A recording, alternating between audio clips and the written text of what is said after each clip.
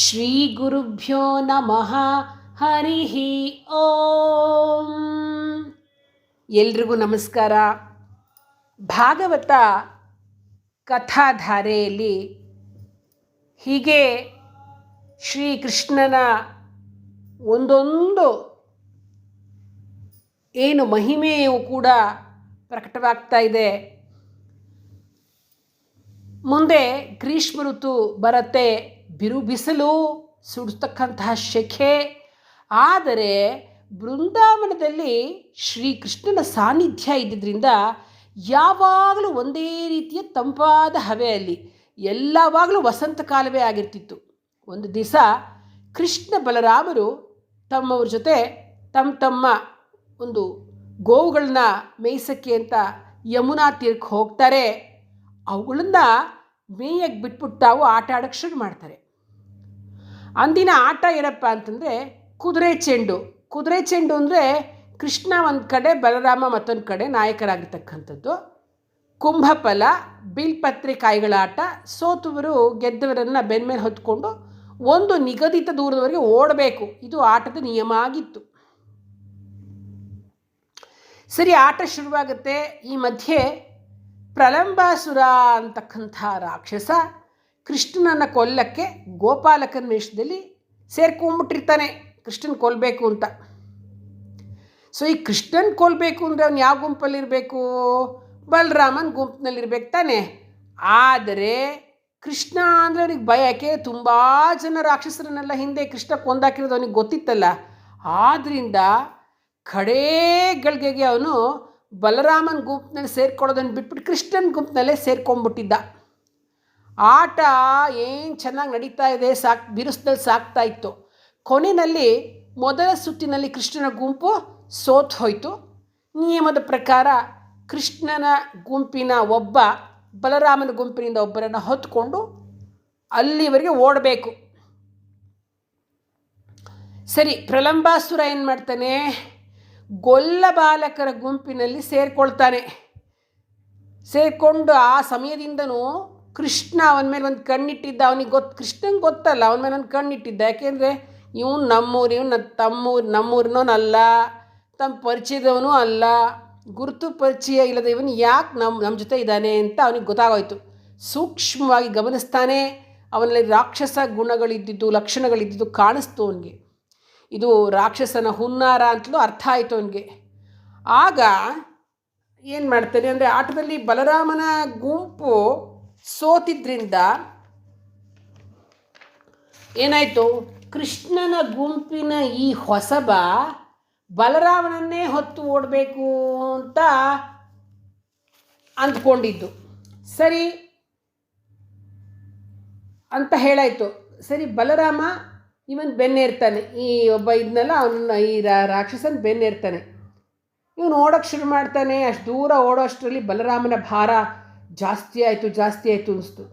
ಹೇಗೇನು ಮತ್ತೆ ಭಾರ ಆಯಿತು. ಈಗ ಅವನಿಗೆ ಆ ರಾಕ್ಷಸನಿಗೆ ಉಪಾಯನೇ ಇರಲಿಲ್ಲ. ಯಾಕೆಂದರೆ ಇದು ಕೃಷ್ಣ ಮಾಡಿದ್ದು. ಏಕೆಂದರೆ ಈಗ ಅವನು ಸೋತು ಹೋಗಿದ್ದಕ್ಕೆ ಇವ್ರ ಗುಂಪಿಂದ ಅವ್ರನ್ನ ಎತ್ಕೊಂಡು ಓಡಬೇಕು ಅಂತಿತ್ತಲ್ಲ. ಅದಕ್ಕೆ ಕೃಷ್ಣ ಏನು ಮಾಡಿಬಿಟ್ಟ, ಈ ಹೊಸಬ ಇವನನ್ನು ತಾನು ಮಾಡ್ತೀನಿ ಅಂಥೇಳಿ, ಅವನಿಗೆ ಗೊತ್ತಾಯ್ತಲ್ಲ ರಾಕ್ಷಸ ಅಂತ, ಅವನು ಬಲರಾಮನನ್ನು ಹೊತ್ಕೊಂಡು ಓಡಬೇಕು ಅಂತ ಹೇಳಿಬಿಡ್ತಾನೆ. ಸರಿ, ಬಲರಾಮ ಅವನು ಬಿಟ್ಟು ಗೊತ್ತಿರಲ್ವ, ದೇವರಲ್ವಾ. ಸರಿ, ಭಾರ ಜಾಸ್ತಿ ಆಯಿತು. ಎಷ್ಟು ಭಾರ ಅಂದರೆ ರಾಕ್ಷಸಂಗೆ ಉಪಾಯನೇ ಇಲ್ಲ. ಅವನೇನು ಮಾಡ್ತಾನೆ, ತನ್ನ ಗಾತ್ರವನ್ನೇ ಜಾಸ್ತಿ ಮಾಡ್ಕೊಂಡ್ಬಿಡ್ತಾನೆ. ಆ ಕ್ಷಣ ಅವನ ಮನುಷ್ಯನ ದೇಹ ಮರೆಯಾಗಿ ರಾಕ್ಷಸನ ರೂಪ ಬಂದ್ಬಿಡತ್ತೆ. ಬಲರಾಮನ ರಕ್ಷಣೆಗಾಗಿ ದೇವೇಂದ್ರ ನಿಂತ್ಕೊಂಡಿರ್ತಾನೆ. ಅವನಿಗೆ ಸಿಟ್ಟು ಬರುತ್ತೆ. ಅವನೇನು ಮಾಡ್ತಾನೆ, ವಜ್ರಾಯುಧದಿಂದ ಪ್ರಲಂಬಾಸುರನ ತಲೆ ಮೇಲೆ ಒಂದು ಏಟು ಹಾಕ್ತಾನೆ. ಪ್ರಲಂಬಾಸುರ ಬಲರಾಮನ ಹೊತ್ತು ಆಕಾಶಕ್ಕೆ ಹಾರ್ತಿದ್ದವನು ಧಡಾರಂತ ಭೂಮಿ ಮೇಲೆ ಬಿದ್ದುಬಿಡ್ತಾನೆ. ಕಣ್ಣು ಮೂಗು ಬಾಯಿಗಳಿಂದೆಲ್ಲ ರಕ್ತ ಸುರ್ಕೊಂಡು ಸತ್ತು ಹೋಗ್ತಾನೆ. ಕೃಷ್ಣನ ಕೊಲ್ಲಕ್ಕೆ ಬಂದವನು ತಾನೇ ಸತ್ತು ಹೋಗ್ಬಿಡ್ತಾನೆ. ಹೀಗೆ ಪ್ರಲಂಬಾಸುರನ ವಧೆ ಆಗುತ್ತೆ. ಹೀಗೆ ಕೆಲವು ದಿವಸ ಆಗುತ್ತೆ. ಮಳೆಗಾಲ ಬರುತ್ತೆ. ಬೇಸಿಗೆಯ ಒಂದು ಬಿಸಿಲಿಗೆ ಪ್ರಕೃತಿ ಬಳಲು ಹೋಗಿರುತ್ತಲ್ವ. ಗುಡುಗು ಮಿಂಚುಗಳಿಂದ ಮಳೆ ಶುರುವಾಗಿ ಮತ್ತೆ ಪ್ರಕೃತಿ ನಳನಳಿಸುತ್ತೆ. ಆನಂತರ ಶರತ್ಕಾಲ, ಆಮೇಲೆ ಹೇಮಂತ ಋತು, ಮಾರ್ಗಶಿರ ಮಾಸ ವ್ರಜದ ಹೆಂಗಳಿಯರು ಕೂಡ ವ್ರತ ಹಿಡಿತಾರೆ. ಎಂಥ ವ್ರತಪ್ಪ ಅದು ಅಂದರೆ ಬಯಸಿದ್ದನ್ನು ನೀಡ್ತಕ್ಕಂತಹ ಕಾತ್ಯಾಯಿನಿ ವ್ರತ. ಅವರ ಆಸೆ, ಬಯಕೆ, ಕಾಮನೆ ಏನಪ್ಪ ಅಂದರೆ ಶ್ರೀಕೃಷ್ಣ ನಮ್ಮ ಸ್ವಾಮಿ ಆಗಬೇಕು, ನಮ್ಮನ್ನು ಸ್ವೀಕರಿಸಬೇಕು ಅಂತಕ್ಕಂಥದ್ದು ಅವರಿಗೆ ಇಷ್ಟ. ಕೃಷ್ಣನ ವಯಸ್ಸು ನೋಡಿದ್ರೆ 10ಕ್ಕೂ ಜಾಸ್ತಿ ಆಗಿಲ್ಲ. ವ್ರತ ಹಿಡಿದವರೆಲ್ಲ ಯಾರೋ ಅವನು ಅಮ್ಮನ ವಯಸ್ಸಿನವರು, ಅಜ್ಜಿ ವಯಸ್ಸಿನವರು, ಅಕ್ಕಂದ್ರ ವಯಸ್ಸಿನವರು, ಆ ಥರದವರು ವ್ರತ ಹಿಡಿದಿರ್ತಕ್ಕಂಥ ಹೆಂಗಸರು. ವ್ರತದ ನಿಯಮದ ಪ್ರಕಾರ ಅವರು ನಸುಕು ಹರಿಯೋ ಮುನ್ನವೇ ಯಮುನೆಯಲ್ಲಿ ಮಿಂದು ಕಾತ್ಯಾಯಿನಿ ಪೂಜೆ ಮಾಡಬೇಕು. ಅನಂತರ ಹಸು ತಿಂದು ಬಿಟ್ಟಿರತಕ್ಕಂಥ ಶೇಷಾನ್ನವನ್ನು ಉಣ್ಣಬೇಕು. ಅಂದು ಎಂದಿನಂತೆ ಸ್ನಾನ ಮಾಡೋಕ್ಕೆ ಬರ್ತಾರೆ. ತಾವು ಉಟ್ಟ ಸೀರೆಗಳನ್ನೆಲ್ಲ ಬಿಚ್ಚಿಟ್ಟು ನೀರಿಗಿಳಿತಾರೆ. ಕೃಷ್ಣ ಬರ್ತಾನೆ. ಅವ್ರು ಕಳ್ಚಿಟ್ಟ ವಸ್ತ್ರಗಳನ್ನು ಎತ್ಕೊಂಡು ಅಷ್ಟು ದೂರದಲ್ಲಿರ್ತಕ್ಕಂತಹ ಕದಂಬ ವೃಕ್ಷದ ಮೇಲೆ ಇಟ್ಕೊಂಡು ಕೂತ್ಕೊಂಡ್ಬಿಡ್ತಾನೆ.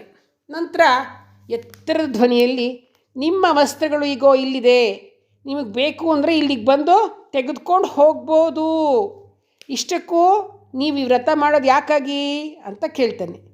ಗೋಪಿಕೆಯರಿಗೆಲ್ಲ ಗಾಬರಿಯಾಗಿ ಹೋಗುತ್ತೆ. ಏನು ಅಂತ ಉತ್ತರಿಸ್ತಾರೆ. ಈ ಪೋಖ್ರಿ ಕೃಷ್ಣನ ಕೈಗೆ ಸಿಕ್ಕಿಬಿದ್ಬಿಟ್ಟಿದ್ದೀವಿ, ಉತ್ತರಿಸದೆ ಬಿಡಲ್ಲ, ಇವನು ಖಂಡಿತ ಬಿಡಲ್ಲ ನಮ್ಮನ್ನು ಅಂಥೇಳಿ ಹೊಕೊಳ್ಳಿ ಹಾಗೆ ಎದ್ದು ಬರೋಣ ಅಂದರೆ ಎಲ್ಲ ಬಟ್ಟೆನೂ ಬಿಚ್ಚಾಕ್ಬಿಟ್ಟಿದ್ದಾರೆ. ಹೇಗೆ ಬರ್ತಾರವರು? ಮೈ ಮೇಲೆ ಬಟ್ಟೆ ಇಲ್ಲ, ಹೇಗೆ? ಸರಿ, ಕಾಡ್ತಾರೆ, ಬೇಡ್ತಾರೆ, ಹೆದರಿಸ್ತಾರೆ, ನಾನು ಕಂಪ್ಲೇಂಟ್ ಕೊಡ್ತೀವಿ ನಂದಂಗೆ ಅಂತ ಹೇಳ್ತಾರೆ. ಕೃಷ್ಣ ಜಾಗಲೇ ಇಲ್ಲ. ನನ್ನ ಪ್ರಶ್ನೆಗೆ ಉತ್ತರ ಕೊಡಿ, ನಿಮ್ಮ ವಸ್ತ್ರ ತೆಗೆದುಕೊಂಡು ಹೋಗಿ ಅಂತ ಪಟ್ಟು ಹಿಡಿದು ಕೂತು ಬಿಡ್ತಾನೆ. ಕಡೆಗೆ ಅವನಿಗೆ ಸಾಕು ಅನಿಸುತ್ತೆ. ತನ್ನ ಮೇಲೆ ಇರ್ತಕ್ಕಂತಹ ಪ್ರೇಮ, ಎಷ್ಟು ಪ್ರೇಮ ನನ್ನನ್ನು ಪಡೆಯೋಕ್ಕೋಸ್ಕರ ಈ ವ್ರತವನ್ನು ಕೈಗೊಂಡಿದ್ದಾರೆ ಅಂತ ಅವನಿಗೆ ಗೊತ್ತಿತ್ತಲ್ಲ. ನಗ್ತಾ ಹೇಳ್ತಾನೆ, ನನ್ನನ್ನು ಪಡೆಯೋಕ್ಕೆ ಯಾವ ವ್ರತ, ಉಪವಾಸ, ಪೂಜೆ, ಪುನಸ್ಕಾರ ಮಾಡಬೇಕಾಗಿಲ್ಲ. ಶುದ್ಧ ಭಕ್ತಿಯಿಂದ ಕರೆದ ಕಡೆಲೆಲ್ಲ ನಾನು ಬರ್ತೇನೆ. ಆದರೆ ವ್ರತದ ಹೆಸರಿನಲ್ಲಿ ನೀವು ವಿವಸ್ತ್ರರಾಗಿ ನೀರಿಗಿಳಿದಿದ್ದು ಅಪರಾಧ. ಇದು ಪ್ರಕೃತಿಯ ಸಮತೋಲನವನ್ನು ಕೆಡಿಸಿಬಿಡುತ್ತೆ. ಕಾಮ, ಕ್ರೋಧ, ಮೋಹ, ದ್ವೇಷ ಇವೆಲ್ಲ ಆವರಣ ಕಳಿಸಿ ಹಾಕಿದ್ರೆ ಸಾಕು, ಬಟ್ಟೆ ಕಳಿಸ್ಬೇಕಾಗಿಲ್ಲ ಅಂತ ಹೇಳಿ ಅವರವರ ವಸ್ತ್ರಗಳನ್ನು ಅವನು ವಾಪಸ್ ಅವ್ರಿಗೆ ಕೊಟ್ಟು ಬಿಡ್ತಾನೆ. ಆಗ ಗೋಪಿಕೆಯರಿಗೆ ಒಳಗಣ್ಣು ತೆರೆಯುತ್ತೆ, ಹೌದಲ್ವಾ ಅಂತ. ಇಲ್ಲಿವರೆಗೆ ತಾವು ಮಾಡ್ತಿರ್ತಕ್ಕಂಥ ವ್ರತ ಉಪವಾಸಗಳ ಒಳ ಅರ್ಥ ತಿಳಿಯುತ್ತೆ. ಕೃಷ್ಣ ಪ್ರೇಮದ ಒಂದು ಜಲಧಿಯಲ್ಲಿ ಮಿಂದು ಕೃಷ್ಣ ಪ್ರೇಮದ ತತ್ವವನ್ನು, ತಿರುಳನ್ನು ಭಂಜಿಸಿ ಕೃಷ್ಣ ಪ್ರೇಮ ಅಂತಕ್ಕಂತಹ ಮೋಕ್ಷ ಪಥದಲ್ಲಿ ನಡೆದು ಕಡೆ ಕೃಷ್ಣನಲ್ಲೇ ಒಂದಾಗ್ತಾರೆ. ಒಂದು ಸರ್ತಿ ಯಮುನಾ ತೀರದಲ್ಲಿ ಆಂಗೀರಸ ಮಹಾಯಾಗ ನಡೀತಿರುತ್ತೆ. ಕೆಲವು ಮಂದಿ ಬ್ರಹ್ಮವಾದಿಗಳು ಮೋಕ್ಷದ ಅಪೇಕ್ಷೆಯಿಂದ ಈ ಯಾಗವನ್ನು ಮಾಡ್ತಿರ್ತಾರೆ. ಒಂದು ದಿವಸ ಕೃಷ್ಣ ಬಲರಾಮರು ಸ್ವಲ್ಪ ದೂರದಲ್ಲಿ ಗೋವುಗಳನ್ನ ಮೇಯ್ಸೋಕ್ಕೆ ಅಂತ ತೊಗೊಂಬಂದಿರ್ತಾರೆ.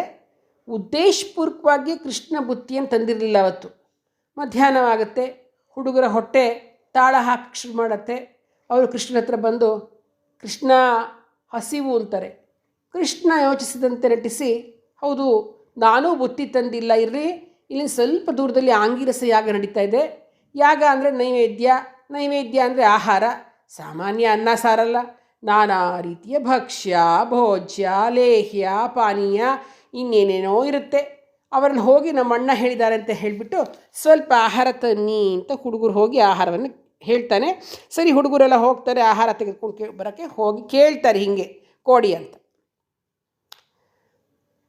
ಕರ್ಮಠ ಬ್ರಾಹ್ಮಣರಿಗೆ ಕೋಪ ಬರುತ್ತೆ. ಇನ್ನು ದೇವರಿಗೆ ನೈವೇದ್ಯವೇ ಆಗಿಲ್ಲ, ಬ್ರಾಹ್ಮಣ ಭೋಜನ ಆಗಿಲ್ಲ, ನಿಮ್ಮಂಥ ಗೋಪಾಲಕರು ನಮ್ಗೆ ಆಹಾರ ಕೊಡುವಂತಿದ್ದಾನೆ. ಹುಡುಗ ಬುದ್ಧಿ, ಇವ್ರ ತಂದೆಗೆ ನಾವು ಕಂಪ್ಲೇಂಟ್ ಕೊಡಬೇಕು, ಇಂಥ ಹುಡುಗಾಟ ಮಾಡಬೇಡ ಅಂತ ಬುದ್ಧಿ ಮಾತು ಹೇಳಬೇಕು ಅಂತ ಹೇಳ್ತಾ ಹುಡುಗರನ್ನೆಲ್ಲ ಅಲ್ಲಿಂದ ಓಡಿಸ್ಬಿಡ್ತಾರೆ. ಪಾಪ ಅವರಿಗೆಲ್ಲ ಬೇಜಾರಾಗುತ್ತೆ. ಹುಡುಗರಿಗೆ ಕೃಷ್ಣನ ಹತ್ರಕ್ಕೆ ಬರ್ತಾರೆ, ಎಲ್ಲ ಏನೇ ನಡೀತೋ ಅದನ್ನೆಲ್ಲ ಹೇಳ್ತಾರೆ. ಆಗ ಕೃಷ್ಣ ನಕ್ಕಿಬಿಡ್ತಾನೆ. ಯಾರಿಗಾಗಿ ಈ ಸಂಭ್ರಮ ನಡೀತಿದೆಯೋ ಆ ಸಾಕ್ಷಾತ್ ನಾನೇ ಅಲ್ಲಿದ್ದೀನಿ. ಯಾರಿಗಾಗಿ ಆಹಾರ ತಯಾರಾಗಿದೆಯೋ ಅವನೇ ಆ ಸಾಕ್ಷಾತ್ ಆಹಾರ ಕೇಳ್ತಿದ್ದಾನೆ. ಅವನ ಬೇಡಿಕೆಯನ್ನು ತಿರಸ್ಕರಿಸ್ತಿದ್ದಾರೆ. ಅಣು ರೇಣು ತೃಣಕಾಷ್ಠಗಳಲ್ಲೂ ಇರತಕ್ಕಂಥದ್ದು ನಾನೇ. ನನ್ನ ಇಚ್ಛೆಯ ಹೊರತಾಗಿ ಹುಲ್ಕಡ್ಡಿ ಕೂಡ ಅಲ್ಗಾಡೋದಿಲ್ಲ. ಭಗವಂತ ಆದರೂ ಅವಜ್ಞೆಯಿಂದ ಈ ಯಜ್ಞಕರ್ತರು ಪರಮಾತ್ಮನನ್ನು ಗುರುತಿಸಲಾಗದಿದ್ದಾರೆ. ಇರಲಿ, ಕೃಷ್ಣ ಹೇಳ್ತಾನೆ, ಈ ಬಾರಿ ಗಂಡಸರಲ್ಲಿ ಹೋಗಬೇಡಿ, ಅವರ ಹೆಂಡತಿನ ಕೇಳಿ ಹೋಗಿ ಅಂತ ಹೇಳ್ತಾರೆ. ಆಗ ಹೇಳ್ತಾನೆ, ಹುಡುಗರೆಲ್ಲ ಓಡೋಗ್ಬಿಟ್ಟು ಹಸಿವಾಗ್ತಿತ್ತಲ್ವ ಪಾಪ, ಅದಕ್ಕೆ ಎಲ್ಲ ಓಡೋಗ್ತಾರೆ. ಕೃಷ್ಣ ಕೇಳ್ತಾ ಇದ್ದಾನೆ ಅಂತ ಒಂದು ವಾಕ್ಯ ಕಿವಿಗೆ ಬಿದ್ದಿದ್ದೇ ಸರಿ, ತಾಯಂದ್ರೆಲ್ಲ ನದಿಗಳು ಸಾಗರತ್ತ ಹರಿದು ಬರೋ ಹಾಗೆ ಕೃಷ್ಣ ಇದ್ದಲ್ಲಿಗೆ ಓಡೋಡಿ ಬರ್ತಾರೆ. ತಲೆಯ ಮೇಲೆ ಹೆಡಿಗೆಗಳಲ್ಲಿ ತಾವೇ ಕೈಯಾರಿ ತಯಾರಿಸತಕ್ಕಂಥ ರುಚಿ ರುಚಿಯಾದ ಖಾದ್ಯ ಭಕ್ಷ್ಯಗಳು. ಕೃಷ್ಣ ತವನ ಬಳಗವನ್ನು ಕೂರಿಸ್ಕೊಂಡು ಕೈ ತುತ್ತು ಬಾಯಿ ತುತ್ತು ಹಾಕಿ ತಿನ್ನಿಸ್ತಾರೆ. ಮೊಸರು ಬೆಣ್ಣೆಗಳ ಸಮಾರಾಧನೆಯಾಗುತ್ತೆ.